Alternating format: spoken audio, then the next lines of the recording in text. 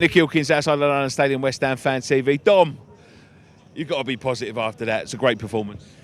It's the end of the world, Nick. We've won at home and I'm smiling. Yeah. I didn't think it was easy. I thought, well, obviously we had to win. It was going to be nerve-wracking, but we've done the job in the end. It's a huge result. It's a huge win. We had to win that today. Given what happened last home game against Brighton, I think their nerves were in the back of the mind there. Great chance then, we threw it away and we had to make sure we didn't do the same again today, and we did. And I'm actually going to say credit to David Moyes, as well. He gave us the lineup at last we all wanted. Only taken 10 games, but we all wanted Fornals in, Bowen in as well, Antonio and Haller up front. How important was Bowen today? Brilliant. It's like what you said after the Brighton game. We was walking over to smoke and bubbles, and you said he's got to be like Salah or something, Salah-type player that makes things happen. Scares defences. We don't have any of that before he's turned up, and he's come in today and he looks really confident. Positive. Took his goal brilliantly, brilliant finish, like he's, it's a duck taking the Premier League like a duck to water. Made up for that chance he had at the end at Anfield on Monday night. Creates a lot, runs at players, confident to have a go. We're actually having him shoot outside the box.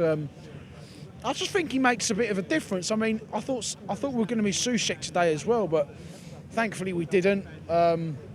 When he comes back, mate, I think we look a really solid team. Well, let's hope so, mate. We just got to get the hard games out of the way first and see how much we can pick up. But like I said, I think his presence just lifts the team, especially up front with Antonio and Haller. Now Haller scored today, obviously, and I think that's done in the world of good. He's needed it because he's been getting a lot of stick, a lot. He's not scored since our last win, which is New Year's Day, so literally just under 2 months ago. And he's isolated. We all know what we need to do to play for his strengths. And Moyes has put Antonio up top with him today, and presence in Bowen and Fornals, and it's paid dividends. I thought he took his goal really well. He had to proper stretch to get it in from an angle.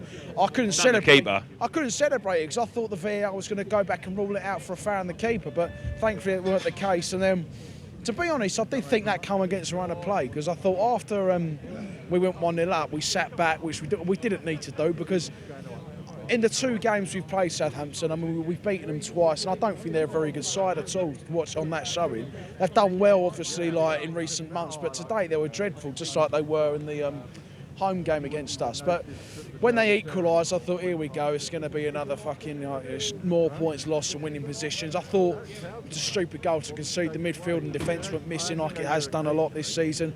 And like I said, when we got the second goal, I thought it was against a run of play, but you've got to take the luck when you're down there and you need it. And then second half, we got the next goal, which was crucial. And I thought probably should have got more. And if we had, it wouldn't have been a nervy end. But at the end of the day, we won the game, and that's the most important thing going into the next few. So, what sort of role was Ngakia had in the side today? Brilliant against Liverpool first time, brilliant against Liverpool the second time. Comes in today, I duck to water. I thought he started a bit shaky, if I'm honest. I thought he gave away a silly corner, which was a bit needless. Because you see that a lot in football. Silly mistakes like that lead to goals. But no, once the game got going, he was brilliant. Like I said, this is, like you said, he was brilliant in the 2 Liverpool games. He's finally getting, looks like he's going to get a run in the team. Maybe the Fredericks injury. I don't mind Fredericks, but maybe the injury to him is a bit of a blessing in disguise, because it doesn't look out of place at all. I thought he comfortably kept Ings at bay when Ings come on. That guy's goal record this season is phenomenal, and coming on, we all thought, to be honest, he was about to come on, and then we got the 3rd goal, so it was great timing. And then, but Ngakia dealt with him brilliantly. He doesn't. What I like about him is you don't piss about at the back. He just no nonsense, just clears it. Doesn't try and play out from the back. Doesn't try and dribble around the attacker to get out. Just clears it. No nonsense defending. That's the basics of defence when you start at a young age like he is. And credit to him. Let's hope he can keep this form going. I thought we played brilliant today. The only bad spell was when they scored and they were on top, and then we got the goal against run of play. And other than that, we dominated the game. Arsenal next week.